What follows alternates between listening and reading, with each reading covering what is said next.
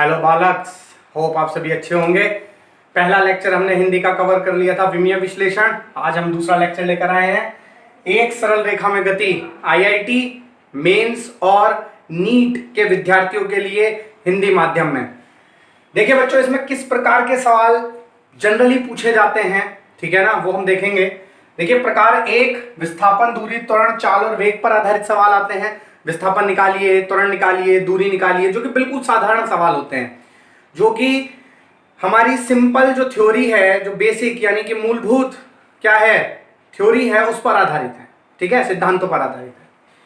दूसरे प्रकार का प्रश्न आता है गति के समीकरणों पर, जिसमें आपकी 4 इक्वेशन होती हैं, 4 समीकरणें होती हैं। वो मैं आपको बताऊंगा और ये भी बताऊंगा कि कब वो समीकरणें लगानी है और कब नहीं लगानी है। बहुत सारे बच्चों को दूसरे प्रकार और तीसरे प्रकार में कंफ्यूजन रहता है कि सर कब तो हमें समाकलन अवकलन से करना है सवाल और कब हमें गति की समीकरण लगानी है। समाकलन अवकलन, इंटीग्रेशन, डिफरेंशिएशन, ठीक है ना। और चौथा प्रकार होता है ग्राफ पर आधारित, और इसका नाम सुनते ही कोरोना के लक्षण आ जाते हैं, है ना। सांसें रुकने लगती हैं, ऐसा लगता है कि जैसे पसीने छूट रहे हो, है ना। ग्राफ, तो ये हम आपको बताएंगे किस तरीके से आप ग्राफ के सवालों को कर सकते हैं। बिल्कुल सरल विधि से, आसान विधि से बने रहिएगा लास्ट तक। शुरू करते हैं प्रकार 1 से। देखिए बालक्स, प्रकार 1 में विस्थापन, दूरी, त्वरण आदि पर आधारित सवाल आते हैं, ठीक है। पहले मैं बिल्कुल आसान 2-3 बातें बता दूं आपको। जो विस्थापन होता है, आप सभी जानते हैं, वो सबसे छोटी दूरी होती है। विस्थापन सबसे छोटी दूरी होती है दो बिंदुओं के बीच की। मान लीजिए बिंदु ए है, ये बिंदु बी है, तो ये सबसे छोटा जो दूरी होगी विस्थापन है। बाकी आप किसी भी रास्ते से यहां तक पहुंचेंगे, वो दूरी होगी, वो हमेशा बड़ी होगी। तो विस्थापन या तो छोटा होगा या बराबर होगा किससे, दूरी से। इसी प्रकार वेग या तो छोटी होगी या बराबर होगी किससे, चाल से, क्योंकि दूरी बटे समय से चाल आएगा, विस्थापन बटे समय से वेग आएगा। तो समझने वाली बात यह है कि ये बराबर कब होते हैं, दूरी और विस्थापन बराबर कब होते हैं, जब आप एक बिंदु से दूसरे बिंदु तक सीधा जाते हैं बिना अपनी दिशा बदले। ये लाइन याद रखना, बिना अपनी दिशा बदले सीधा जाते हैं तो आपकी दूरी और आपका विस्थापन बराबर आ जाता है, और उस केस में वेग और चाल भी बराबर हो जाते हैं। शर्त क्या है, बिना अपनी दूरी बदले। बाकी विस्थापन और वेग हमेशा छोटे होंगे दूरी और चाल के परिमाण से, ठीक है ना। परिमाण की बात चल रही है बच्चों, ठीक है। मान की बात चल रही है, दिशा की बात नहीं चल रही है। जब दिशा विपरीत होती है तो विस्थापन विपरीत दिशा में आ गया है, वेग अगर माइनस आ गया है तो वो भी विपरीत दिशा में आ गया है। तो एक तो सिंपल इनकी जो डेफिनेशंस आप पढ़कर आए हैं उन पर आधारित सवाल होते हैं। जैसे एक बिल्कुल आसान थ्योरी का सवाल मैं आपसे डिस्कस करता हूं आपसे। आप सभी जानते हैं त्वरण बराबर, ठीक है ना, कुछ विद्यार्थी त्वरण को v/t से निरूपित कर लेते हैं, करते हैं ना। हाँ या ना बोल कर देखो, आप में से बहुत सारे हाँ बोलेंगे कि हाँ जी हम करते हैं। और उस केस में अगर मैं आपसे कह दूं यदि v बराबर 0 तो a बराबर 0 आ जाएगा, ठीक है ना। यदि वस्तु गति ना करे तो उसमें त्वरण 0 हो जाएगा, जबकि ये सत्य नहीं है। ये एक असत्य कथन लिखा हुआ है आपके सामने, ये असत्य है। बिल्कुल जरूरी नहीं है कि वेग 0 हो तो त्वरण भी 0 होगा, क्योंकि ये सूत्र ये नहीं होता, ये होता है वेग में परिवर्तन बटे समय में परिवर्तन। अगर वेग परिवर्तन 0 है, अगर डेल्टा v 0 आएगा तब त्वरण 0 आएगा। अब ये सत्य है, वेग में और वेग परिवर्तन में अंतर होता है बच्चों। क्या आप कोई ऐसी स्थिति बता सकते हैं जहां वेग 0 हो मगर त्वरण 0 ना हो? क्या कोई ऐसी स्थिति पता है? मैं बताता हूं आपको। जब आप वस्तु को ऊपर की ओर ऊर्ध्वाधर फेंकते हैं तो उच्चतम बिंदु पर उसका वेग 0 लिखते हैं आप, लेकिन उसमें त्वरण होता है a बराबर g नीचे की तरफ, जिसे आप गुरुत्वीय त्वरण कहते हैं। इसी प्रकार अगर आप पेंडुलम की बात करें तो पेंडुलम जब अपनी अंतिम अवस्था में होता है, यहाँ मूल बिंदु से अंतिम अवस्था जिसे आप आयाम कहते हैं, वहां वेग 0 हो जाता है मगर त्वरण अधिकतम होता है। अधिकतम त्वरण कार्य कर रहा होता है alpha maximum minus a omega square लिखते हैं आप उसे। तो बच्चों ये छोटी छोटी डेफिनेशन, छोटे छोटे उदाहरण ये सीधे सीधे पूछ लिए जाते हैं नीट, यूपीटीयू और जेईई मेंस में, ठीक है। इस पर कोई थ्योरेटिकल सवाल, ठीक है, थ्योरी पर बेस्ड सवाल बना लेता है। चलिए मैं आपको विस्थापन और त्वरण का बहुत अच्छा एक सवाल दिखाता हूं, जो आईआईटी परीक्षा का सवाल है और नीट के लिए बहुत इंपॉर्टेंट सवालों में से एक है। चलिए देखते हैं, प्रथम प्रकार के सवालों में हम अभी चल रहे हैं। बच्चों ये एक पहिया है, ठीक है, इस पहिए का पी पॉइंट जमीन पर टच कर रहा है, छू रहा है, ठीक है ना, स्पर्श कर रहा है हिंदी में, तो हिंदी की क्लास ले रहे हैं भाई। माना कि इसको 180 डिग्री घुमा दिया, 180 नहीं कहेगा वो आपसे कहेगा आधा चक्कर चलाने पर, आधा चक्कर घुमाने पर नहीं, चलाने पर, जैसे लुढ़कना कहते हैं, ठीक है ना, लुढ़कने पर, आगे की तरफ रोल कर गया, घूम गया, एक जगह नहीं, लुढ़क गया, आगे भी बढ़ गया, पर P का विस्थापन ज्ञात करो, विस्थापन ज्ञात करो, जबकि इसकी त्रिज्या r होगी, ठीक है। आपके उदाहरण ऑप्शन कुछ ऐसे होंगे, एक होगा 2r, एक होगा √2r, एक होगा r √π² + 4 और एक होगा √3r/2। ये 4 ऑप्शन आपके आ रहे होंगे, आप इसमें से कौन सा चुनेंगे वो आप देख लीजिए, ठीक है ना। ये आपके चारों उदाहरण हैं आपके सामने, मैं थोड़ा सा कैमरे को फोकस कर देता हूं, ये देखिए, ये आपके चारों उदाहरण आ रहे हैं, ठीक है। अब इसमें से आप कौन सा चुनेंगे आप देख लीजिए। इन जनरल विद्यार्थियों का उत्तर ये होता है, क्योंकि उनके हिसाब से जब आधा चक्कर घूमेगा तो ये यहां आ जाएगा और ये यहां आ जाएगा, तो उनके हिसाब से ये r था और ये टोटल ऊंचाई यहां से 2r हो गई है। बेटे 2r जो आप ये उत्तर लगा रहे हैं, ये इसका ऊर्ध्वाधर विस्थापन है, ऊर्ध्वाधर, केवल ऊंचाई में ये 2r चला गया, ये आगे भी तो गया है ऐसे, आप मेरी बात समझ गए। यानी अगर ये P है और ये P' है तो हमें दोनों बिंदुओं के बीच की सीधी दूरी निकालनी है, दिस, ये हमें निकालना है PP', ये 2r हमारे पास है, ठीक है, ये 2r है। ये अगर हमें पता चल जाए PO तो बस मजा आ जाए, तो बस इसका पता कीजिए ये PO कितना है, क्या ये r है या ये 2r है, ये दोनों में से कुछ नहीं है स्टूडेंट्स, ये है πr, ये πr है। अब पूछिए कैसे। जब आप इसको घुमाना शुरू करेंगे, आधा चक्कर ऐसे घुमाएंगे, मेरे अंगूठे को देखना, मेरा अंगूठा P पर है इस समय, यहां नीचे, और जब मैं आधा चक्कर घुमाऊंगा तो मेरा अंगूठा ऊपर P' पर पहुंच गया। नीचे कौन सी चीज चली, जमीन पे कौन सी चीज ने मोशन किया, गति करी, परिधि ने, और आधे चक्कर में आधी परिधि चली होगी, और आधी परिधि कितनी होती है πr, क्योंकि पूरी परिधि होती है 2πr। तो अब हम यहां से उत्तर निकाल सकते हैं। उत्तर कैसे निकलेगा, PP' में पाइथागोरस की प्रमेय लगा दीजिए, इसका वर्ग प्लस इसका वर्ग, 4r² + πr², बाकी आप बहुत समझदार हैं, अंडर रूट ले लेंगे, √4 + π², ये उत्तर हो जाएगा PP', ठीक है। तो आपका उत्तर ये सही आ गया, ठीक। उम्मीद करता हूं आपको प्रश्न पसंद आया होगा। IIT परीक्षा का पुराना प्रश्न है, नीट में आने लायक है, JEE मेंस में आ सकता है, ठीक है, रिप्रेजेंटेशन आ सकता है, काफी कुछ पूछ सकता है। अभी इसमें एक बात और छुपी हुई है, देखिए मैंने अभी आपसे कहा इसमें 2 विस्थापन हुए, चलिए एक प्रश्न और बनाते हैं। πr i कैप के साथ, i कैप आप जानते हैं क्षैतिज दिशा के लिए लिया जाता है, x अक्ष के लिए, और 2r j कैप के लिए, ऊर्ध्वाधर के लिए। तो कुल विस्थापन कितना हुआ, कुल विस्थापन बना πr i cap + 2r j cap. ये इसका एक दूसरा तरीका है इसे हल करने का, हो सकता है वो इस रूप में आपको लिख कर दे चारों option, πr i cap + 2r j cap, 2r i cap + 2r j cap, इस तरह आपको कंफ्यूज करने की कोशिश करें। यानी ये इसका वेक्टर समीकरण है, अगर आप इसका मान निकालोगे तो फिर से आप यहीं पहुंच जाओगे, विस्थापन का मान यही निकलेगा, √i के गुणांक का वर्ग प्लस √j के गुणांक का वर्ग करिए, वहीं पहुंच जाएंगे आप तीसरे पे। यानी इसे सॉल्व करने के 2 मेथड हैं, जिसमें से एक ये प्रश्न भी बनाया जा सकता है इस रूप में लिखकर। उम्मीद करता हूं पहला प्रकार आपको क्लियर हो गया होगा। दूसरे प्रकार की तरफ बढ़ते हैं प्यारे बालक। दूसरा प्रकार होता है गति की समीकरण पर आधारित प्रश्न।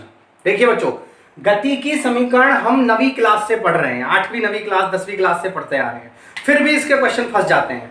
कारण सुनिए, गति की 4 समीकरणें होती हैं, v = u + at, माइनस भी होता है अगर मंदन हो तो, v² = u² + 2as, जहां s विस्थापन है, माइनस भी हो सकता है अगर मंदन हो तो, और s = ut ± ½ at²। ये समीकरणें ऊर्ध्वाधर गति में g के साथ लगती हैं, g कहते हैं ना मेरा जी नहीं लग रहा, तो बेटे जी लगाइए, ठीक है। आपका ये जितने भी फिजिक्स के जी हैं सब लगेंगे, ठीक है। चलिए, तो ये ऊर्ध्वाधर के लिए जी के साथ लगेंगे एच, उसमें हाइट, विस्थापन में है हाइट एच लिखते हैं, आप जानते हैं। और एक होता है nवें सेकंड में चली गई दूरी, SN, u plus a bracket 2n minus 1, ठीक है ना, हाफ, ये इस तरीके से u plus half a bracket 2n minus 1 nवें सेकंड में चली गई दूरी का सूत्र।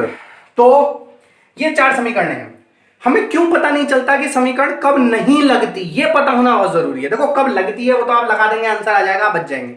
लेकिन जहां नहीं लगती अगर वहां लगा दिया तो गलत हो जाएगा।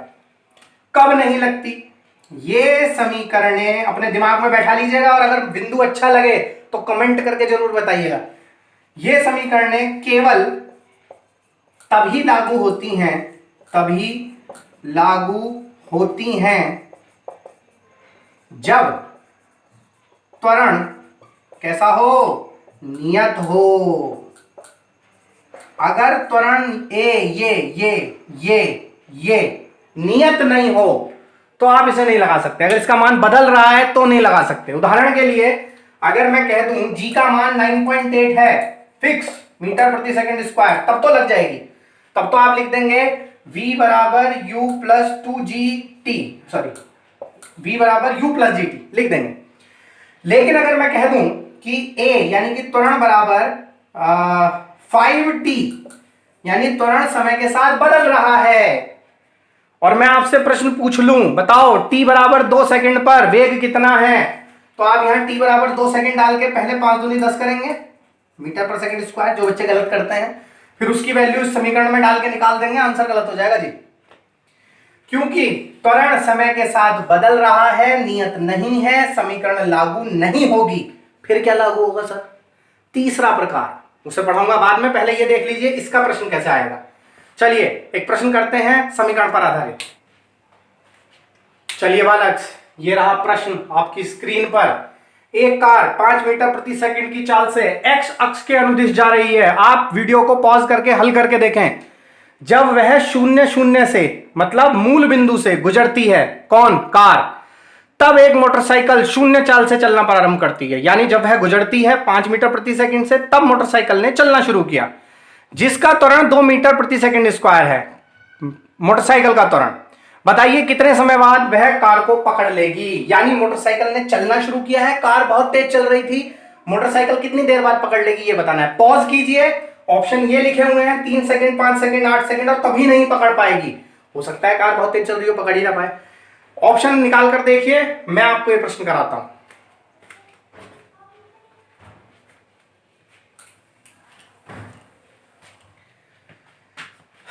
देखिए विद्यार्थियों, सवाल करने के लिए सबसे पहले हम ये मान लेंगे कि जब माना मूल बिंदु से यहां से कार निकली और ठीक तभी मोटरसाइकिल ने चलना शुरू किया, ठीक है ना, मोटरसाइकिल ने चलना शुरू करा और माना t समय पश्चात यहां पकड़ लिया, t समय पर इसने इसे पकड़ लिया, मोटरसाइकिल ने कार को पकड़ लिया, तो दोनों के लिए ये दूरी बराबर होगी।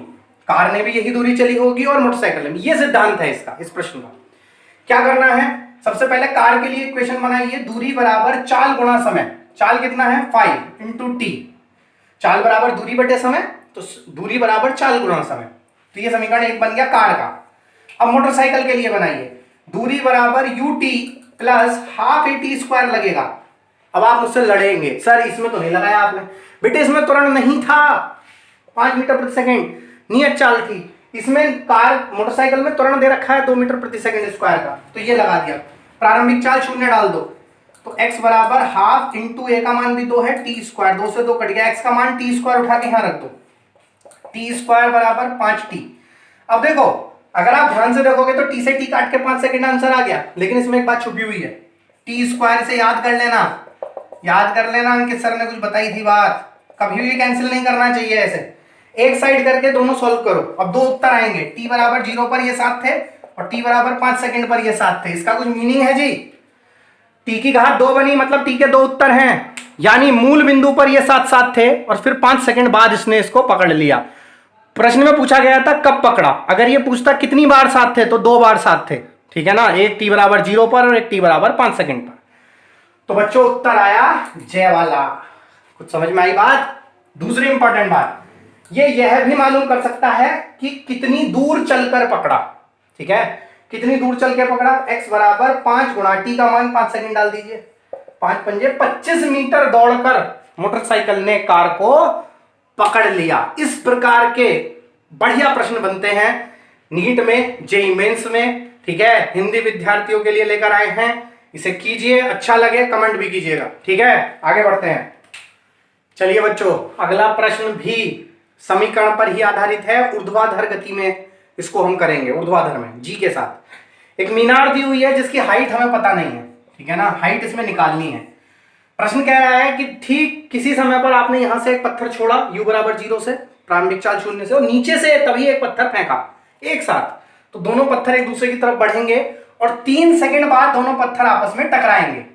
तो बताइए मीनार की ऊंचाई कितनी होगी? पॉज कीजिए, करके देखिए उत्तर क्या आता है। ठीक है, चलिए करके देखते हैं कैसे प्रश्न होगा। सर माना 3 सेकंड बाद ये दोनों यहां टकराए, 3 सेकंड में इसने ऊपर से h1 और नीचे से इस वाले ने h2 दूरी तय की। तो सबसे पहले ऊपर वाले की समीकरण बना लेते हैं, h1 बराबर ut plus half gt square.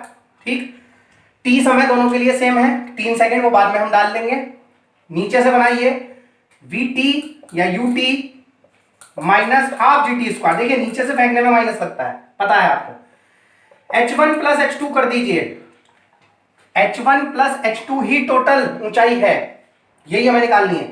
जब जोड़ोगे तो ये कट जाएगा, u इंटू टी आ गया जी।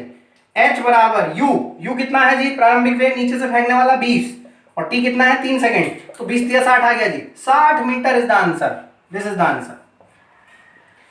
बिल्कुल आसान सरल सवाल, ठीक है, समीकरण पर आधारित, नीट में आता है, जेईई में आता है, ध्यान देने की बात है। एक प्रश्न और बनेगा इसमें, इसने खुद बता दिया था कि यहां टकरा गए 3 सेकंड बाद। कहां, वेयर, कहां टकराए, कितनी ऊंचाई पर टकराए, ये और बताओ। तो देखिए इसके भी 2 प्रकार से प्रश्न है, इसे हम 2 प्रकार से हल कर लेंगे। हम सबसे पहले इस h1 को हल कर लेते हैं इस समीकरण से, हाफ gt स्क्वायर से। h1 बराबर हाफ इंटू 10, जी की वैल्यू में 10 ले लेता हूं, अगर 9.8 हो तो 9.8 ले लेना, टी स्क्वायर 3 तिया 9, ठीक है ना, 5 9 45। तो बच्चों आप इसका 2 प्रकार से आंसर दोगे। 45 को एकदम मत लगा देना, पहले प्रश्न में देख लेना। 45 चोटी से, ऊपर से 45, नीचे से टोटल कितना है? 60, तो नीचे से 15 आएगा, ठीक है ना। तो 2 उत्तर हैं, मीनार की चोटी से 45 मीटर नीचे टकराए हैं दोनों, और जमीन से 15 मीटर ऊपर टकराए हैं दोनों। चॉइस आपकी है, जिस भी प्रकार से सवाल दिया हो उस प्रकार से हल कर दें, अच्छा लगे कमेंट करके बताइएगा। आगे बढ़ते हैं बालक, तीसरे प्रकार का सवाल होता है अवकलन और समाकलन का, जिसमें आपको बहुत डर लगता है।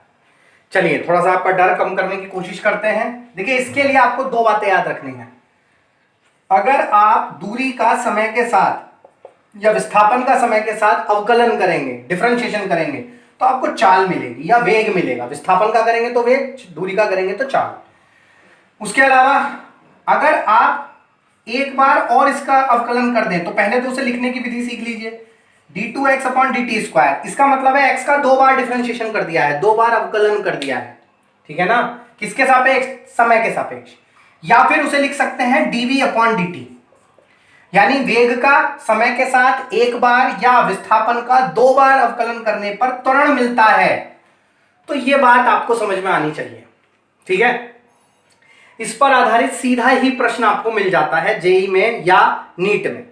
उदाहरण के लिए मैं बहुत ज्यादा दूर नहीं जाऊंगा, प्रश्न ये है बच्चों, आईआईटी मेंस 2019 अप्रैल वाला जो फेज था, उसमें सवाल आया कि बताओ जब त्वरण शून्य हो, त्वरण कैसा हो? शून्य, तब वेग कितना होगा?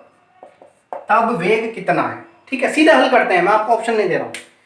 चलिए मैंने अभी आपको इधर एक बात सिखाई कि त्वरण कैसे निकलता है। विस्थापन का 2 बार अवकलन कीजिए, त्वरण निकलेगा। वो त्वरण कितना कर दो? शून्य, वहां से समय निकलेगा, उस समय को उठाकर वेग में डाल दो तो वेग निकल आएगा। तरीका समझ में आया? चलिए x बराबर at plus bt square minus ct cube करिए एक बार अवकलन मेरे साथ। अवकलन के धुरंधर आ जाइए। टी का अवकलन 1 हो जाएगा, बीटी स्क्वायर का अवकलन 2bt हो जाएगा, घात को गुणा में लाके एक घात घटा देना, सिंपल तरीका, माइनस 3ct स्क्वायर, एक बार अवकलन हो गया। इसी को आप वेग कहते हैं। जब वो वेग पूछेगा तब हम उसमें वैल्यू डालेंगे, लेकिन उसने कहा है जब त्वरण शून्य हो जाए तो पहले त्वरण निकालिए और उसे शून्य कीजिए। चलिए जी एक बार और करिए, d2x अपॉन dt स्क्वायर, दूसरा अवकलन इसका, a शून्य हो जाएगा, ये 2b हो जाएगा, बिकॉज प्रश्न में लिख रखा है abc नियतांक है, ठीक है ना, माइनस 3 दूनी 6, घात से गुणा हो गई, एक घात कम हो गई तो ये आ गया। अब इसको शून्य कर दीजिए, त्वरण को, शून्य हो गया जी, 2b माइनस 6ct हो गया जी, t निकाल लीजिए, आइए वाला, t equal to 2b upon 6c, 2 तिया 6, b अपॉन 3c लीजिए जी, समय ये आ गया। प्रश्न पूछा गया है जब त्वरण शून्य हो तब वेग बताओ, कब त्वरण शून्य है, इस समय पर त्वरण शून्य है, उठाकर इसे वेग में डाल दो, वेग निकल आएगा, वेग बराबर a प्लस 2b, t की जगह ये आ गया b अपॉन 3c, ठीक है, माइनस 3c टी स्क्वायर की जगह b आ गया b स्क्वायर अपॉन 3 तिया 9c स्क्वायर। चलिए ये हल करते हैं, a प्लस 2b स्क्वायर बटे 3c माइनस एक सी से एक सी कट गया, 3 तिया 9, तो ये हो गया b स्क्वायर बटे 3c, ये 2b square upon 3c, 2b square upon 3c में से एक चला गया तो एक बचा, तो फाइनल उत्तर आया वेग बराबर a plus b square upon 3c। ये इसका उत्तर था। जेईई मेंस बहुत पुराना सवाल नहीं है, भारी नहीं है, तो जिन विद्यार्थियों को यह गलतफहमी है कि आईआईटी में हमेशा भारी ही सवाल आते हैं, ऐसा नहीं है। कुछ सवाल एवरेज, कुछ मोर देन एवरेज, ठीक है, औसत से ऊपर, और कुछ कठिन होते हैं। कठिन वाले हिस्से को अगर आप 12th अपेयरिंग हैं तो एलिमिनेट यानी छोड़ सकते हैं, बाकी का अटेम्प्ट कर दीजिए तो भी आप सिलेक्शन ले सकते हैं। और अगर आप तैयारी कर चुके हैं तो आपके लिए एक अच्छा सवाल है, ठीक है, आप इसे करिए।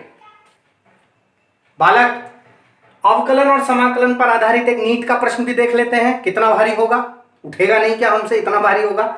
चलिए प्रश्न है v और x विस्थापन और वेग और विस्थापन में समीकरण दी हुई है और त्वरण पूछा गया है, त्वरण ज्ञात कीजिए। देखिए इसमें एक ट्विस्ट है जो आपको समझना है, उसके लिए पहले मैं यहां आपको वही समझा रहा हूं।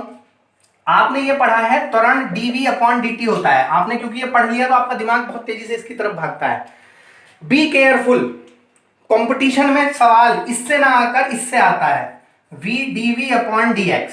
ये क्या है सर, अगर मैं इस dv अपॉन dt को dx से ऊपर और dx से नीचे मल्टीप्लाई कर दूं तो dv अपॉन dx तो ये लिख दिया और dx अपॉन dt को वेग बना दिया। तो एक सूत्र त्वरण का ये भी होता है v dv बटे dx। कब लगाना है, जब समीकरण वेग और x में दे रखा हो, क्योंकि समय के पदों में आप क्या नहीं कर सकते, आप अवकलन नहीं कर सकते, तो उस चीज को खत्म करने के लिए ये बनाया गया। अब देखिए यहां से सवाल कैसे होगा, आप बिना डरे dv बटे dt मत करना, त्वरण के लिए आपको dv बटे dt याद है बट नहीं करना, dv बटे dx करना है।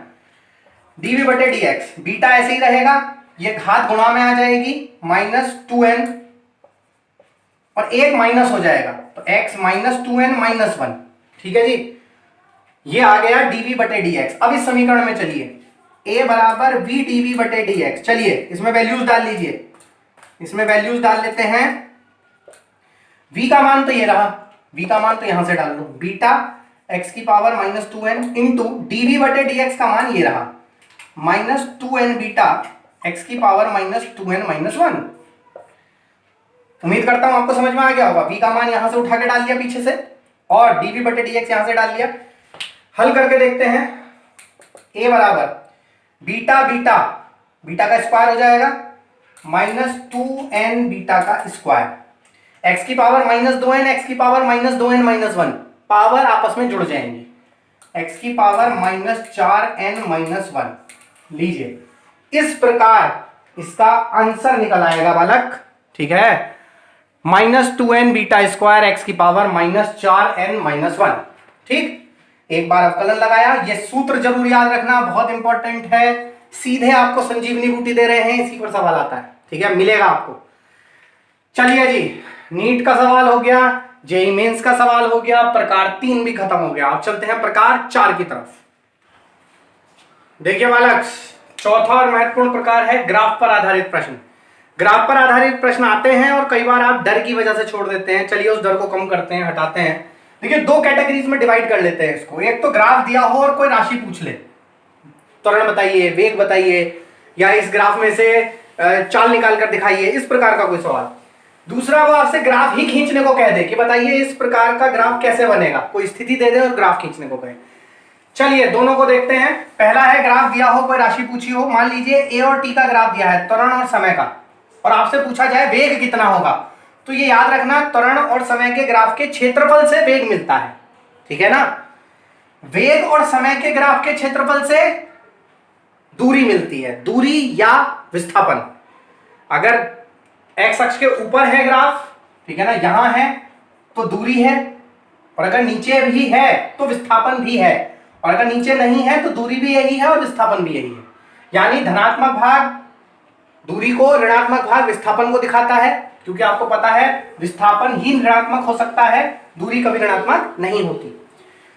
अगर विस्थापन और समय का ग्राफ दिया है और आपसे वेग पूछ ले तो प्रवणता निकाल देना। प्रवणता आप जानते हो, ढलान को कहते हैं बच्चों, ठीक है ना, टेन थीटा, सरल रेखा का ढलान। और अगर वेग समय ग्राफ दे दे और तब आपसे त्वरण पूछ ले तो प्रवणता निकाल देना। तो ये चार लाइनें याद करके आप 90% सवाल हल कर सकते हो इस प्रकार के, ठीक है। मैंने 90 क्यों कहा, क्योंकि इसके अलावा भी ग्राफ के सवाल होते हैं, वो जैसे जैसे आप आगे बढ़ेंगे आपको पता चलता चला जाएगा। चलिए ग्राफ खींचने को कहे तो क्या करना है, तो कुछ समीकरणें याद रखनी है। देखिए 90% सवाल तो नीट में इसी पर आधारित आ जाते हैं, और मैथ वालों को ग्राफ खींचने में ज्यादा प्रॉब्लम होती नहीं है। फिर भी मैं आपको एक्सप्लेन कर देता हूं। मान लीजिए आपकी समीकरण इस शक्ल की दिखाई दे रही है, y बराबर plus minus mx plus minus c, मतलब y और x अक्ष पर हैं कोई दो राशियां और बाकी नियत हैं। जैसे फॉर एग्जांपल मैं आपको एक उदाहरण दिखाता हूं, v बराबर u प्लस at। अब आपसे कहे v और t के बीच ग्राफ खींचिए, तो देखिए ये तो y की जगह लिखा हुआ है, ये x की जगह लिखा हुआ है, तो जो इसका गुणांक है वो a यानी त्वरण हो गया, यानी उसका ढलान त्वरण है, और जो उसके साथ c लिखा हुआ है वो u है, ठीक है। तो इसका मतलब इसका ग्राफ v और t का ग्राफ सरल रेखा होगा। तो इसे देखकर आप पहचान कर लेंगे ग्राफ कैसा होगा। y बराबर kx स्क्वायर, 1 की घात 1, 1 की घात 2, इसकी घात 1, इसकी घात 2, तो परवलयाकार होगा, ठीक है। x square plus y square बराबर a स्क्वायर, जहां a वृत्त की त्रिज्या, ठीक है ना, तो ये होगा। और अगर x square upon a square plus y square upon b square equal to 1 होगा तो दीर्घवृत्त होगा। दीर्घवृत्त ऐसा वाला दीर्घवृत्ताकार कक्षा जो आपने ग्रेविटेशन में केपलर के नियम में पढ़ी है। तो बेसिकली तो आपको इन्हीं दोनों में से कुछ ना कुछ मिल जाता है नीट में, तो आप आराम से बना सकते हैं। चलिए इसके दो प्रश्न करते हैं और इसे क्लियर करते हैं। स्टूडेंट्स ये ग्राफ आपके सामने बना हुआ है, ये वेग और समय के बीच का ग्राफ है। वेग मीटर प्रति सेकंड में है और समय सेकंड में है, ठीक है। ये सेकंड दे रखे हैं, 0 सेकंड, 5 सेकंड, 10, 12, 14, 16 और उनकी वैल्यूज दे रखी हैं। इधर -6 मीटर प्रति सेकंड, माइनस मतलब वेग, और ऊपर +10, ठीक है। अब आपसे क्या पूछेगा, देखिए इसके दो हिस्से कर लेते हैं। पहले वो आपसे पूछेगा विस्थापन, फिर वो आपसे पूछेगा दूरी। 16 सेकंड के अंदर पूरे ग्राफ के लिए दूरी और विस्थापन आपको बताना है। तो सबसे पहले क्षेत्रफल निकालेंगे, क्योंकि हम अभी पढ़कर आए थे v और t से अगर दूरी या विस्थापन निकालना हो तो क्षेत्रफल निकालना पड़ता है समय अक्ष के साथ। तो सबसे पहले ये क्षेत्रफल निकालेंगे। चलिए त्रिभुज का क्षेत्रफल क्या होता है, 1/2 आधार यानी कि 10 गुणा ऊंचाई यानी कि 10, तो ये 5 हो गया, 50 मीटर। 50 मीटर दूरी तो ये है। अब ये नीचे वाले निकालेंगे, 1/2 ये समलंब है, समलंब चतुर्भुज, समांतर भुजाओं का योग 10 से लेकर 16 यानी कि 6 तो ये है, प्लस 14 से लेकर 12 यानी कि 2 ये है, समांतर भुजाओं का योग, गुणा बीच की लंबत दूरी, बीच की लंबत दूरी ये हो गई 6। माइनस लेना चाहे माइनस ले ले, मैं अभी 6 ही लिख रहा हूँ। 3, 6 और 2 8, 8 तिया 24, 24 मीटर ये हो गया। बट ये धनात्मक में है और ये ऋणात्मक में है, ठीक। अब अगर विस्थापन निकालना है, विस्थापन, तो मैंने आपसे कहा था धनात्मक को धनात्मक, ऋणात्मक को ऋणात्मक छोड़ देना। 50 माइनस 24 तो ये हो जाएगा 26 मीटर। 26 मीटर तो विस्थापन है, ठीक है ना। और अगर दूरी निकाल रहे हैं आप तो दूरी में ऋणात्मक कभी नहीं होता। 50 प्लस 24 तो 50 प्लस 24 तो ये हो जाएगा 4 और 7 74 मीटर। तो ये दूरी है, ये विस्थापन है। और अगर बाय द वे इसमें ये हिस्सा ना होता तो यही दूरी होती और यही विस्थापन होता। जो 50 आया था वही दूरी विस्थापन हो जाता अगर नीचे वाला हिस्सा नहीं होता। मैंने आपको दोनों बातें क्लियर कर दी। क्या इस ग्राफ में से और कुछ भी निकाल सकते हैं? यस। O से लेकर A तक का त्वरण निकालिए। तो त्वरण के लिए इसका ढलान निकाला जाएगा, ढलान that is tan theta. tan theta equal to this upon this, ठीक है ना। तो ये हो गया 10, ये हो गया 5, 10/5, 5 दूनी 10, 2 मीटर प्रति सेकंड स्क्वायर का त्वरण है जी इस हिस्से में। और गुरुजी इस हिस्से में कितना है, C से लेकर D तक। इस रेखा, सरल रेखा x अक्ष के समांतर है। जो रेखा x अक्ष के समांतर होती है उसकी प्रवणता 0 होती है, अर्थात इस हिस्से में त्वरण 0 है। लो जी, हल हो गया ग्राफ का प्रश्न, अगर मान निकालने के लिए आए तो। चलिए अगले प्रश्न की तरफ बढ़ते हैं। बालक, जेई मेन 2017 का सवाल है। वेग और समय का ग्राफ बनाना है अगर किसी वस्तु को ऊर्ध्वाधर ऊपर फेंक दिया जाए, ठीक है। बड़ा आसान है, मैंने आपको कहा था इक्वेशन यानी कि समीकरण से ग्राफ बनता है। उसमें मैं उदाहरण भी दे देता हूं, वो आपको ऐसे उदाहरण देगा, ऐसे ऑप्शन देगा। पहला ऑप्शन ये होगा, दूसरा ऑप्शन ये होगा, ठीक है ना, दूसरा, तीसरा ऑप्शन ये होगा, ठीक है ना, और चौथा ऑप्शन ये होगा।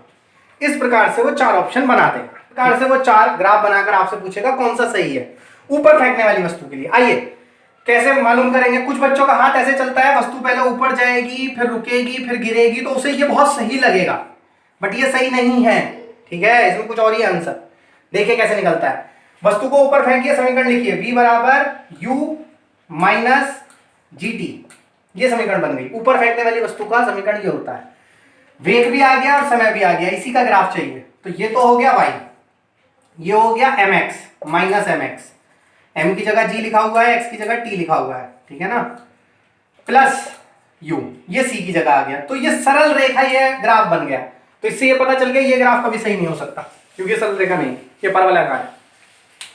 इनमें से कौन सा सरल रेखा सही होगा वो भी देख लेते हैं।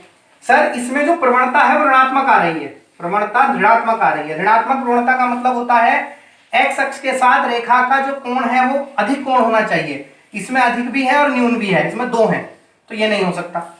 इसमें अधिक भी है और न्यून भी है, नहीं हो सकता। ये सही है ग्राफ, ठीक। यानी जब आपने वस्तु को फेंका था उसमें वेग था, और जैसे जैसे वस्तु ऊपर जाती गई, वस्तु ऊपर जा रही है लेकिन वेग नहीं बढ़ रहा, वेग घट रहा है, तो वेग घट गया, देखो ये घटा और ये 0 हो गई। अब देखो यहां एक कंट्राडिक्शन देखिए, वस्तु अपनी उच्चतम ऊंचाई पर है, उच्चतम बिंदु पर। तो बहुत सारे बच्चों को ऐसा लगता है उच्चतम बिंदु यहां होना चाहिए। भाई साहब उच्चतम बिंदु ऊंचाई में ही तो होना चाहिए, ये तो वेग है। वेग तो उच्चतम बिंदु पर 0 होता है, इसलिए ये 0। उसके बाद ये ग्राफ इधर को क्यों नहीं गया सर, नीचे को क्यों चला गया? क्योंकि पहले वस्तु ऊपर जा रही थी तो प्लस v, अब वस्तु नीचे गिरना शुरू होगी तो माइनस v। तो ये प्लस v में बना ग्राफ था, ये माइनस v में, इसलिए ग्राफ नीचे चला गया।